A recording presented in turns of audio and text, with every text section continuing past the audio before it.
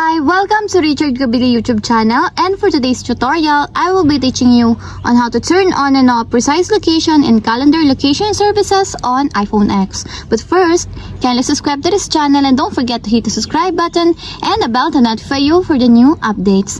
And let's start. Using your iPhone X from your home screen, first go to Settings. Then in the settings, scroll down and click the Screen Time. Then in the screen time, scroll down again and click the content and privacy restrictions. Then after that, in the content and privacy restrictions, go to privacy sections, then click the location services.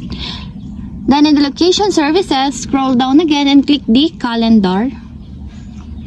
Then in the calendar, find the precise location, and as you will see, there's a switch button on the right side of it. Then all you have to do is just click it to enable until it becomes green.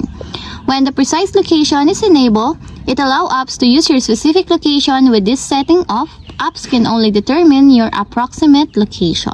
And if you want to disable, just click again the switch button. And that's it. We have successfully turned on and off precise location and calendar location services on iPhone X. If you have a question, kindly comment down below, and don't forget to hit the subscribe button and the bell to notify you for the new updates. And thank you for watching.